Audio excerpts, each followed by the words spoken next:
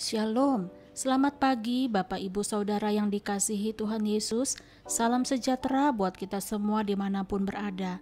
Saya mengajak Bapak Ibu Saudara semua pagi ini kita kembali bersaat teduh dan berdoa dalam renungan penuntun kehidupan setiap hari. Kiranya damai sejahtera Allah dan tuntunan Roh Kudus menyertai kita sepanjang hari ini. Tema renungan pagi ini, tetaplah beribadah di masa sulit. Nats Alkitab terdapat di dalam Mazmur 105 ayat 4. Demikianlah firman Tuhan. Carilah Tuhan dan kekuatannya, carilah wajahnya selalu. Saudaraku yang dikasihi Tuhan Yesus, banyak gereja-gereja saat ini belum dapat sepenuhnya melaksanakan ibadah secara normal, mengingat himbauan pemerintah yang masih menerapkan untuk tidak banyak berkumpul. Banyak jemaat mengerti akan kondisi ini, sehingga mereka lebih aman untuk beribadah secara online atau menggunakan aplikasi Zoom.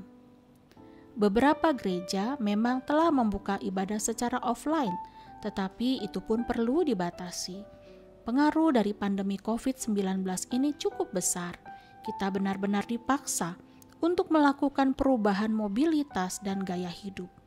Survei membuktikan bukan hanya gereja-gereja di Indonesia saja perubahan itu nyata, tetapi seluruh dunia.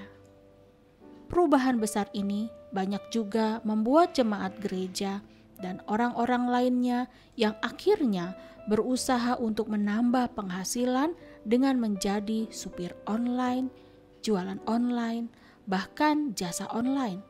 Karena banyak perusahaan, mal, pasar swalayan dan restoran mengurangi jam kerja mereka dan penghasilan mereka. Dalam dunia pendidikan, belum juga banyak yang berubah. Guru, anak-anak, dan mahasiswa masih tetap menggunakan aplikasi online dalam mengajar dan belajar. Banyak orang akhirnya menanyakan, mungkinkah situasi ini dapat pulih kembali? Bila manakah pencobaan ini akan berakhir dan kita kembali hidup normal seperti tahun-tahun yang lalu? Saudaraku, sesungguhnya banyak orang Kristen atau keluarga Kristen yang tidak siap dengan perubahan. Apalagi perubahan itu menggoncangkan zona-zona kenyamanan kita selama ini.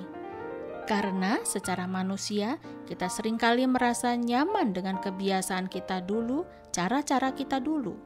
Ya, seperti yang dialami bangsa Israel setelah mereka keluar dari Mesir, mereka benar-benar mengalami banyak perubahan di seluruh area kehidupan mereka. Sehingga beberapa kali mereka meminta kembali menjadi budak di Mesir daripada hidup mempercayai Allah masuk ke dalam tanah perjanjian yang belum juga dapat mereka ketahui kapan itu akan tiba. Saudaraku, perhatikanlah hal ini. Situasi dan kondisi kita belakangan hari ini, baik pandemi, baik krisis ekonomi, dan penyakit COVID-19 dan dampaknya dapat saja mengguncang iman percaya kita kepada Allah yang hidup. Dapat saja mengguncang kekuatan kita, bahkan kesetiaan kita kepada Tuhan. Bahkan tidak sedikit kita akhirnya mengalami krisis iman, tidak lagi beribadah kepada Tuhan dan akhirnya tumbang. Saudara, seperti bangsa Israel yang berputar-putar selama 40 tahun di padang gurun tanpa tahu kapan berakhirnya, demikianlah mungkin kita juga tidak tahu kapan kondisi ini akan berlalu dari hadapan kita. Tetapi firman Tuhan berkata dalam Wahyu 2 ayat 25, "Tetapi apa yang ada padamu, peganglah itu sampai aku datang." Apa artinya, saudara? Artinya, di tengah-tengah pencobaan dan kesulitan demi kesulitan yang kita hadapi, kita harus terus bergantung pada janji Allah dan bertekun dalam iman. Bahkan tetaplah beribadah, karena Tuhan pasti akan datang menolong. Bantuan itu akan segera datang, karena dengan Tuhan harapan selalu ada. Saudaraku, mengapa kita harus tetap beribadah di masa sulit? Yang pertama, agar kita menyadari betapa rapuhnya kita tanpa kekuatannya.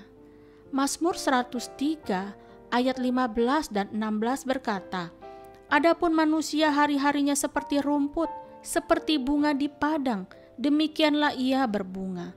Apabila angin melintasinya, maka tidak ada lagi ia, dan tempatnya tidak mengenalnya lagi.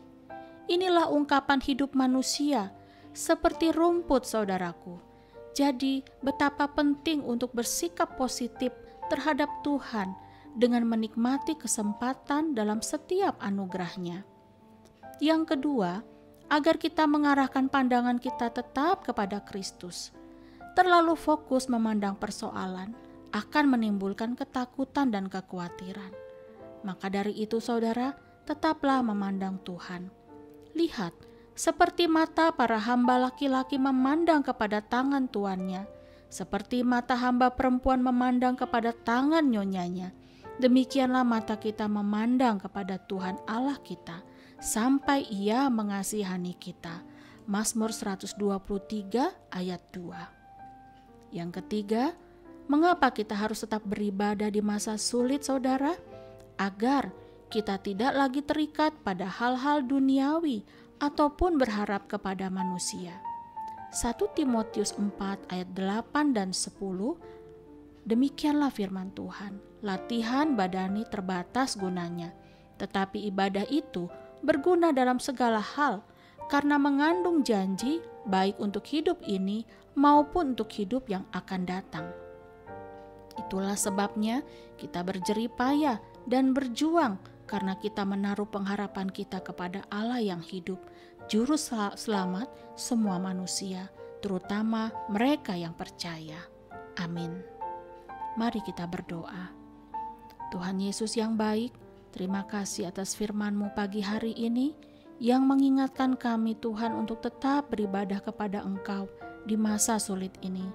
Sungguh hidup manusia begitu fana, singkat, lisut, bahkan renta di hadapan-Mu. Sadarkan kami ya Bapa, untuk tetap mencari Tuhan, tetap beribadah, dan tidak berhenti karena keadaan. Sebab itu akan menjadi kekuatan dan benteng agar kami tetap bertahan.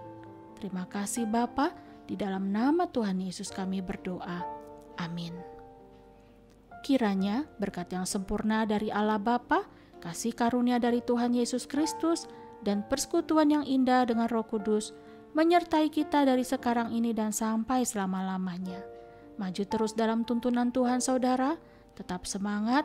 Sampai jumpa esok hari di penuntun kehidupan setiap hari. Tuhan Yesus memberkati.